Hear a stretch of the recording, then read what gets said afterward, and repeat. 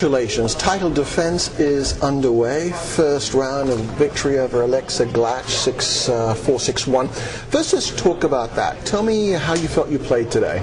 Well, I thought I played well today. I feel like I could have done better, but, you know, it was the first. I always get so nervous in my first round at the Grand Slams. I mean, because I have a record and I haven't lost. I'm like, it's going to happen one day, but not today, please. You know, but so hopefully it will never happen. All right, let's go off court. I think there's a big event coming up for you. The new book, your autobiography, is going to be released September 1st. Mm-hmm. Tell us about it. Well, it's released tomorrow, September 1st. It's called On the Line. You know, it's a really good book. It talks a little bit about how I got into tennis and, you know, a lot of struggles that people never know that I went through. And then it really kind of focuses on my fall from grace, so to say. I was #1 in 2003, winning everything, never lost, and I had surgery, and then my sister passed in a violent manner. So it kind of focuses on that aspect, and then me coming back from being ranked all the way in the hundreds to back to #1 again, which is still kind of gives me chill bumps, which is kind of cool. I never thought that would happen. So that's kind of what the book kind of focuses on, and I hope everyone out there enjoys it. Would you say it's an inspirational book? Was it cathartic to write?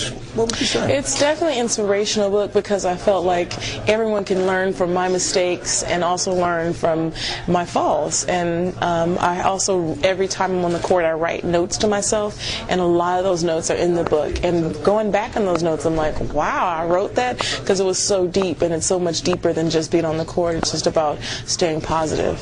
What's harder, writing or playing? I love writing. Sometimes I get a mean writer's block, like I have now. I haven't written in about a month, so probably playing is easier. What was the easiest part of the book to write, and what was the hardest on the other side? The hardest part was definitely writing about my sister. I could barely get through it. I actually couldn't get through it. I needed a lot of help on that. And the easiest part was just writing about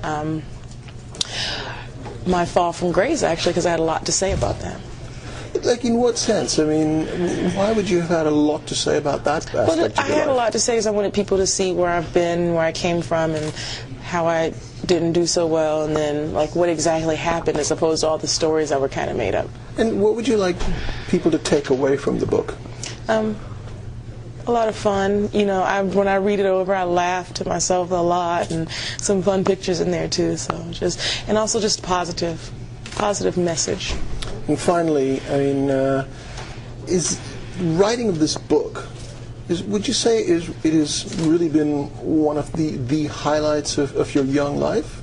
I definitely think it is one of the highlights of my life. I feel like it's always something I love to do. I've always loved writing, and then to actually have a book in the store. And I'm telling you, I live in the bookstores, and I've read about probably upwards of 2,000, 3,000 books I read all the time, and so just to have a book in the store that I'm always in is kind of cool, so it's great. Actually, just one last thing. What's it like when you pass a bookshop window and you see your face on the cover of a book? I haven't done it yet, and I'm a little nervous. I'm like, I don't want to go in there and no one's buying it, so hopefully I'll pass it. I haven't gotten up enough nerve to pass one yet. Congratulations, Serena. Thanks very much.